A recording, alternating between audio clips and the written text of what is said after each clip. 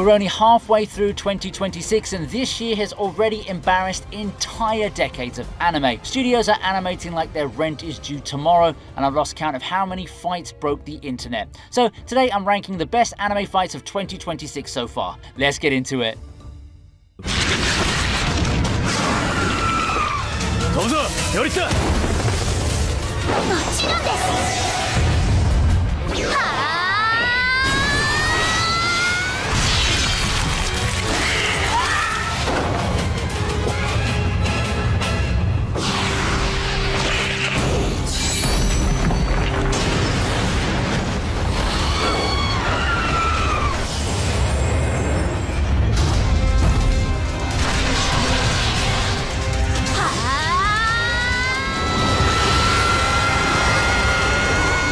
Guess I'm still processing it. Episode 6 is where Sentenced to be a Hero stopped being that cool new dark fantasy and turned into something I genuinely cared about. Iblis keeps mutating, grotesque, relentless, like a boss fight that won't stay dead. And Teorita finally reveals the Holy Sword, a weapon so absurdly overpowered it literally erases what it can't destroy. But here's the thing that got me. After all that chaos, after Iblis resurrects and nearly kills them both, Xylo just, well, pats Teorita on the head. That's it. And I felt my chest tighten.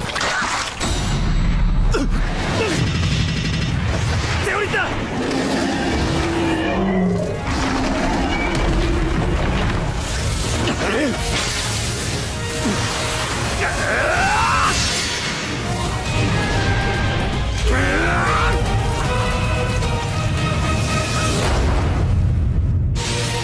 策がない。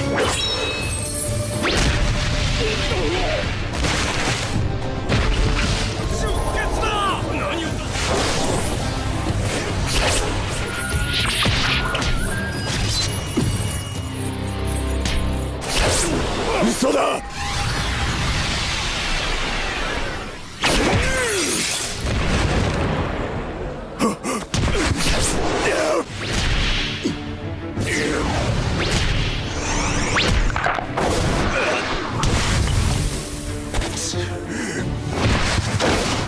真っ二つ。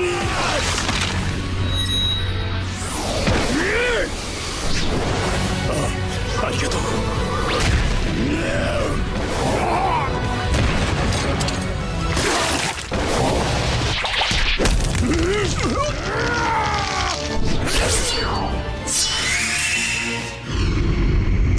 拳こそが剣。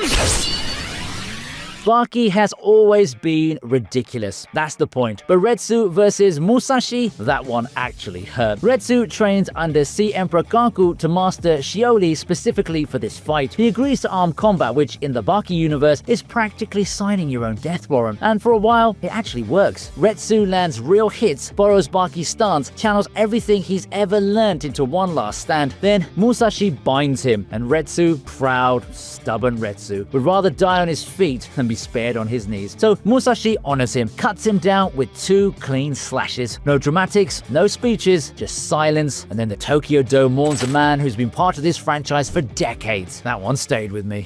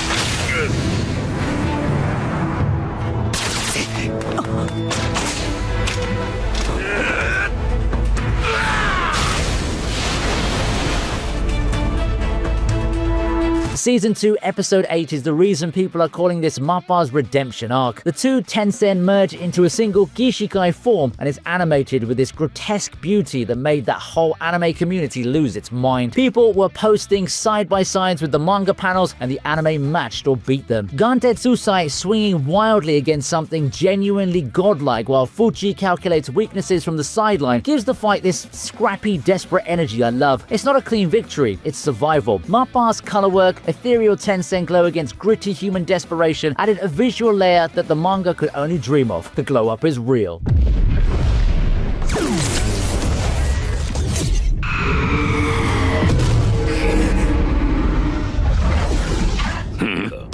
勘違いするな試練逆落とし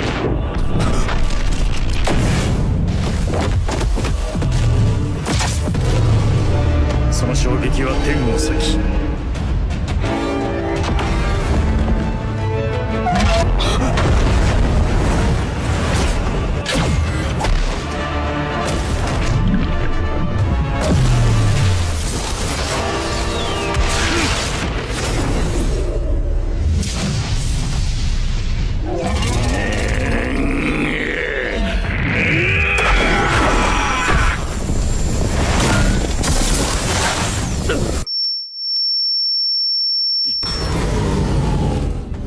どうしたアーサ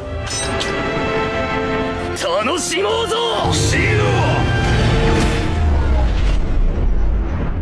この一撃で I need to talk about this one carefully because I'm still not sure I didn't hallucinate him. Arthur Boyle, the guy who thinks he's a knight, whose entire power system runs on delusion, fights Dragon from ground level all the way into actual outer space. He loses his legs, he loses a hand, he loses an eye, and it just keeps going. Because in his mind, a knight doesn't stop until the dragon is dead. Then he swings Violet Earth Cleaver and splits the planet in half. The planet. David Productions skipped the opening theme entirely and went straight into it. 9.9 on IMDb at debut, the highest rated anime episode of 2026. And the wildest part of it all, it is completely earned. Every dumb night joke from 3 seasons ago suddenly feels like foreshadowing. Arthur Boyle, the greatest idiot in anime history. No second guesses there.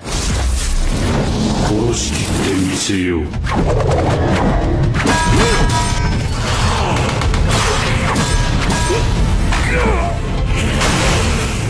本質が人である限り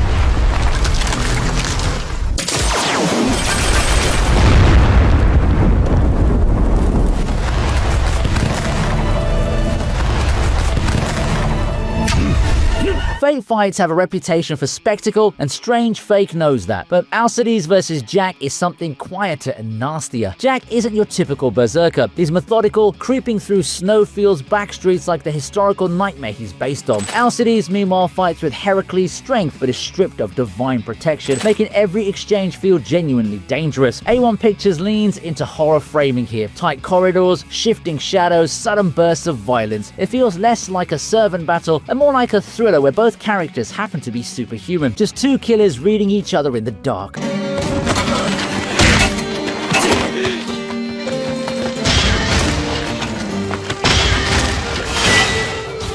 やはり一つでまではいかないか。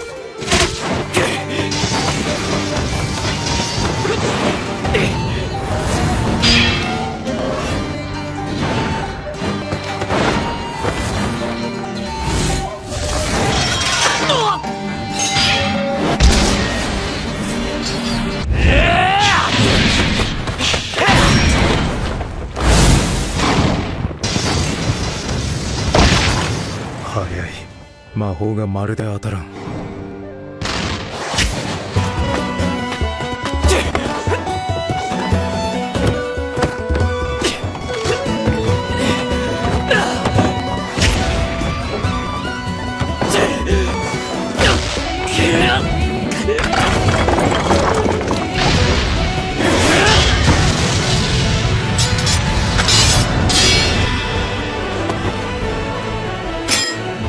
When I heard Frieren was entering its action arc, I had zero expectations for a full-blown shonen throwdown. You know what I mean, don't you? And then episode 8 came along and completely humbled me. Divine Revolt is terrifying, with 4 arms and 4 swords that shift weight on command, and the kind of villain design that makes you pause the frame just to take it in. But holy cow, Stark, my guy, my man, he did not let me down. Madhouse brought their A-team. Yutaka Nakamura was on key animation. That tells you everything you need to know.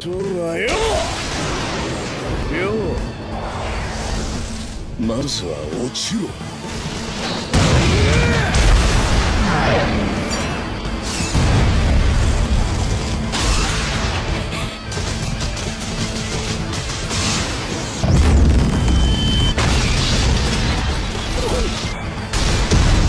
We've spent 2 seasons watching Will fight for the right to stand beside Elfaria. Then Wistoria flips the camera and lets her off the leash.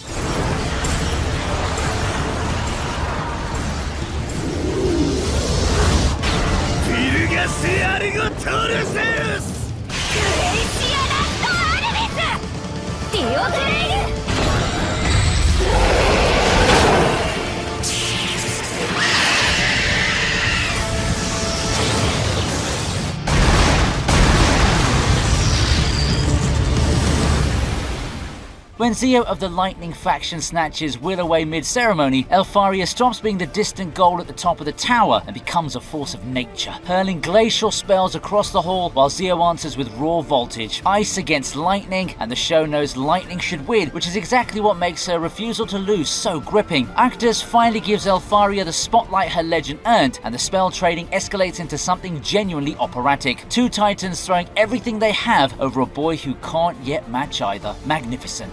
私だけのお嫁さ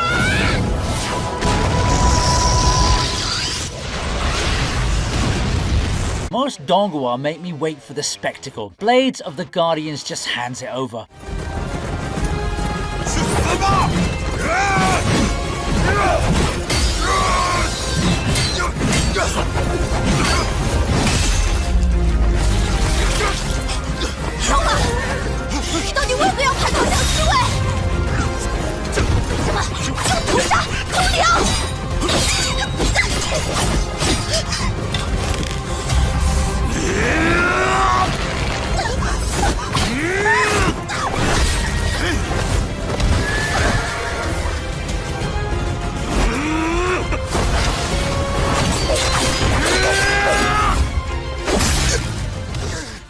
Season 2 drops Daomar back into the dust of a collapsing Sui dynasty, and barely 2 episodes in, his own cavalry unit comes thundering down on him like the desert itself decided to charge. What follows is the cleanest blade work I've seen from a Chinese production in ages. Every cut weighted, every splay of blood choreographed with this grim ink painting elegance. Coloured pencil animation treats violence as calligraphy, and Daomar's stoic, outnumbered calm gives it a soul beyond the gore. I keep forgetting this show exists, and it keeps reminding me, sword first, exactly why I shouldn't.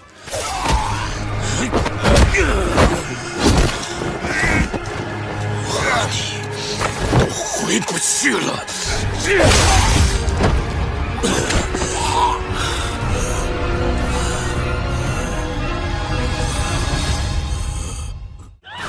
まずはこいつを殺せ。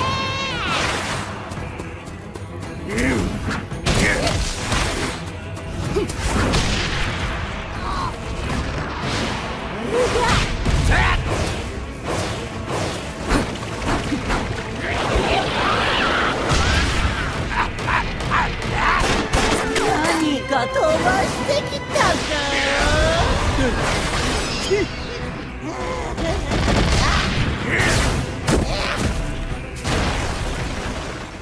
1,200 years ago, 2 demons fought left and right to a dead standstill, then got sealed in a mountain to cool off. Episode 10 lets them out. The whole installment is one extended brawl inside a haunted house, and Bones treats it like a 4-way chess match played at full sprint. Yuru's pair trading blows with long arm and long leg, while Dera picks shots from the edges. It's the most alive the series has felt since its premiere, every exchange built on a clever bit of spacing rather than raw noise. There's a Hiromu Arakawa pedigree humming underneath all of it, that knack for making monsters feel personal.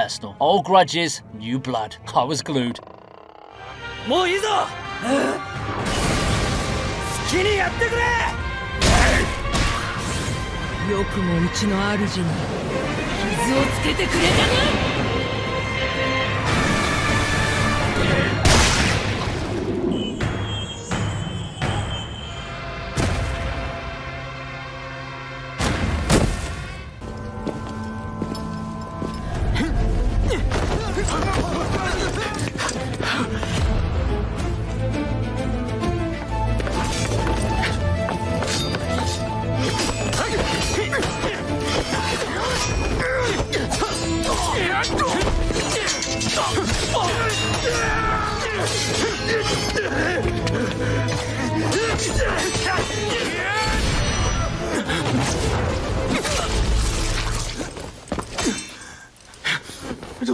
毒蛇大人，我不会让你们得逞的。只怕不太合适。什么人？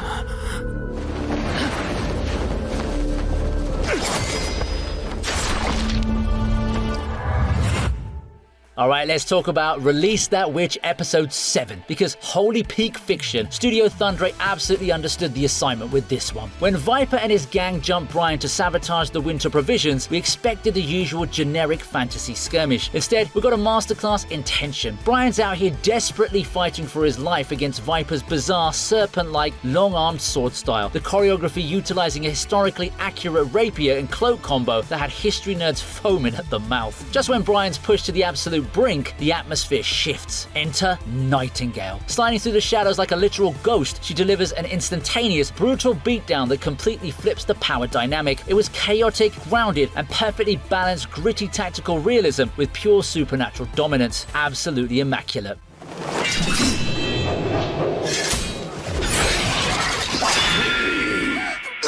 よく見ろおめえ。木の枝。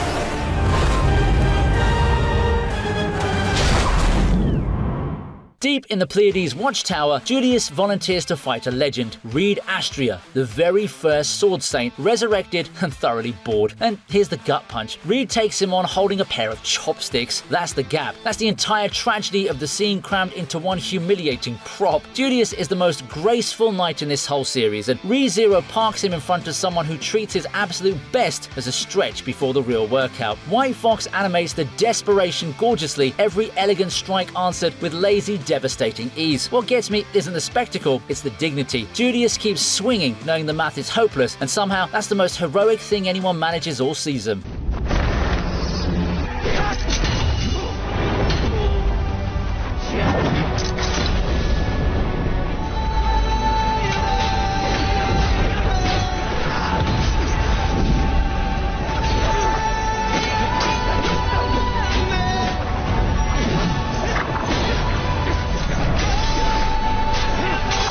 I've been torched by enough video game adaptations to walk into Devil May Cry 2nd season with my arms folded and my eyebrows raised. Then the finale hands me Dante versus Virgil, the brother fight, the one this entire franchise is secretly built around, and my whole defensive posture just crumbled. Studio Mir stages it like a music video with a body count, blades and gunfire scored to new metal that has no right to slap this hard. But underneath all the swagger are two brothers who can only say I love you by trying to kill each other. The animation lands like a freight train, the soundtrack rips, and for a couple of minutes I was 17 again, mashing buttons in my bedroom. Absolute cinema, no notes. 3、2、1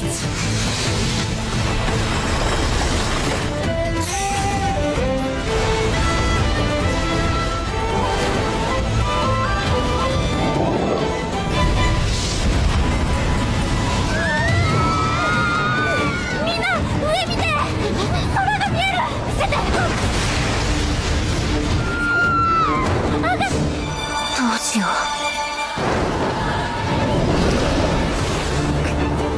先生。しっかりつかみ。はい。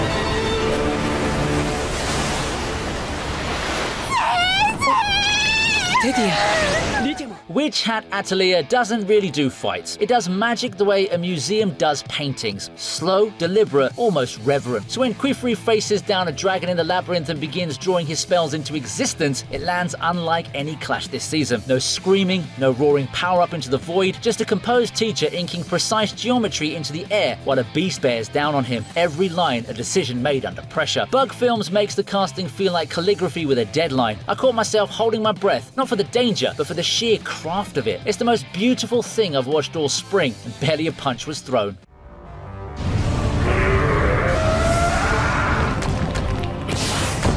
全身全霊かけてこい。一滴残さずすすったら。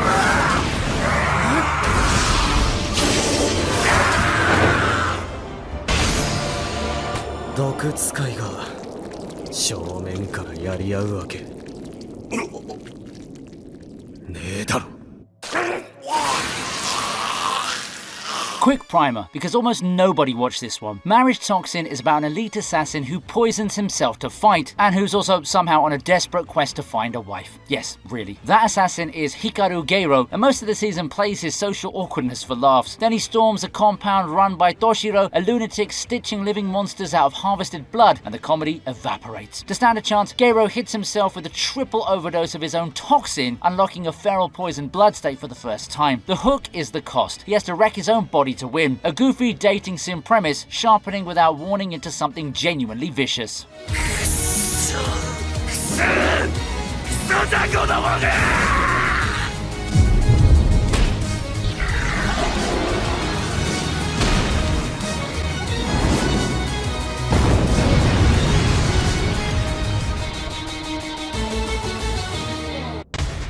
Yoshi, 行こうか。なめるな。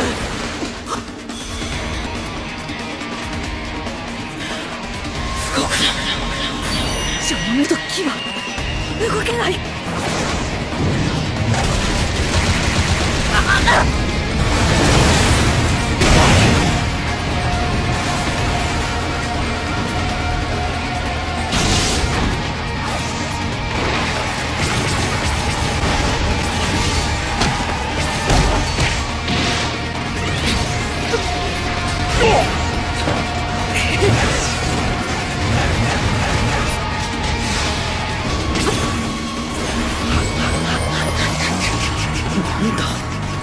行くぜ。さあ。これでも受けきれない。やるか。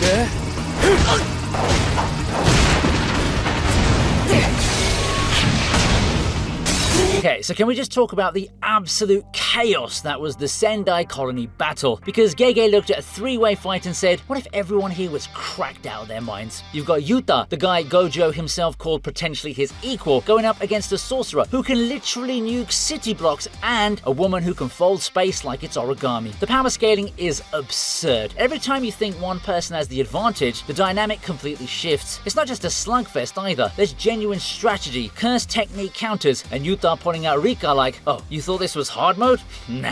And can we talk about how insane the animation was in the episode? Peak JJK, no debate.